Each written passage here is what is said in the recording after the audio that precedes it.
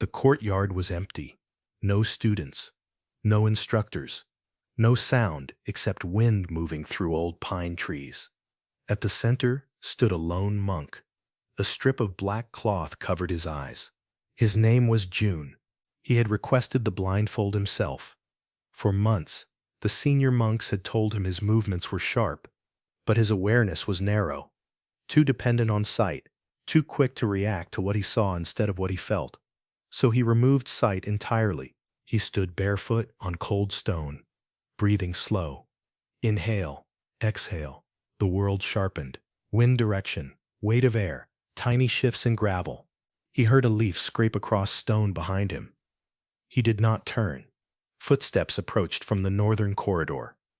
Light, careful, intentional. June remained still. The abbot watched from the upper balcony. 3 masked fighters stepped into the courtyard. They were not students. Their robes were darker, their faces hidden.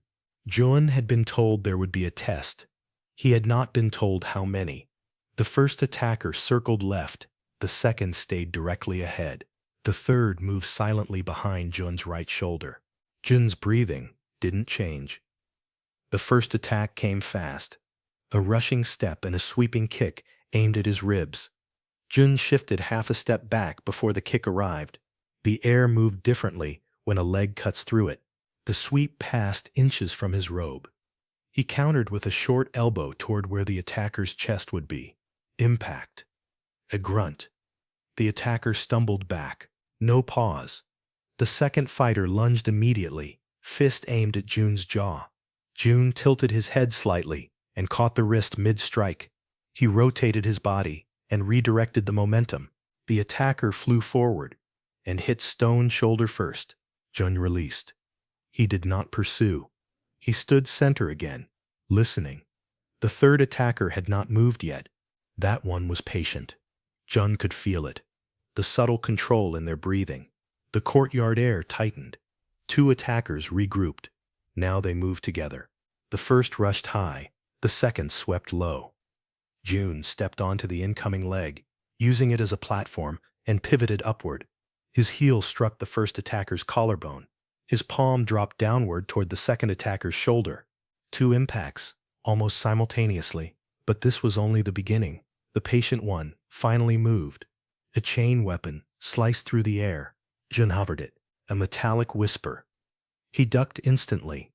The chain passed where his throat had been. The attacker retracted and swung again, this time low and fast. Jun stepped forward instead of back, closing distance. The chain became useless at close range. Jun drove his shoulder into the attacker's chest. They both rolled across stone. Jun separated and regained his stance before the other 2 reached him. Now all 3 stood upright. They had stopped underestimating him. Jun's chest rose slightly heavier now. Blindness demanded more energy. Sweat trickled beneath the cloth covering his eyes. The attackers circled wider. One picked up a wooden staff from the edge of the courtyard. The abbot did not intervene. This was meant to escalate. The staff struck first. Horizontal swing toward Jun's temple. Jun dropped low and let it pass overhead. Before the staff could reverse direction, he stepped inside the wielder's reach and struck the ribs twice. But the second attacker grabbed Jun from behind, locked arms around his torso. Jun exhaled sharply, dropped his weight, and stomped backward onto the attacker's foot. The grip loosened. Jun twisted free. Too slow. The third attacker's kick connected with Jun's thigh. He slid across stone. For the first time, Jun fell. The attackers didn't hesitate. All 3 charged at once. Jun rolled left, barely avoiding a downward staff strike that cracked stone. He felt the vibration through the ground. He stayed low, listening, breathing. The world without sight felt chaotic now. Footsteps converging, cloth shifting, air pressure changing. He centered himself. Instead of reacting to attacks, he listened for commitment. The first heavy exhale before impact. There, he sidestepped and used the staff's momentum against its owner, guiding it into the second attacker's shoulder. A collision. The third lunged blindly in response. Jun stepped forward into the attacker's space. and delivered 3 rapid palm strikes to chest, throat, and abdomen. Precise, controlled. The attacker collapsed to one knee. 2 remained standing. Jun's breathing deepened. He removed one hand from defensive posture and raised it slightly. An invitation. They rushed together. Jun stepped toward them instead of away. He closed the gap before they expected it. At close range, numbers meant less.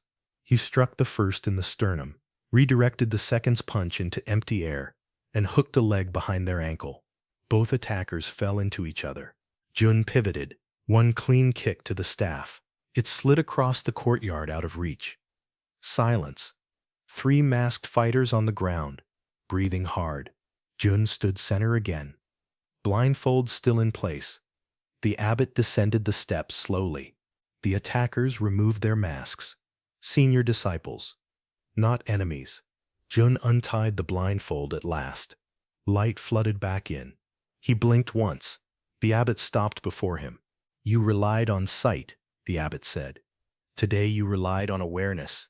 Jun looked at the cracked stone where the staff had struck. "I was hit," Jun said quietly. "Yes," the abbot replied. "And you continued." The 3 attackers bowed. Jun bowed back. There was no celebration, only understanding. Later that night, Jun returned to the courtyard alone. He tied the blindfold on once more. Not because he was forced, but because he had learned something.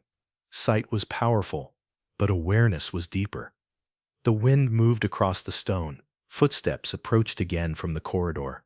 Jun did not remove the blindfold. This time, he smiled.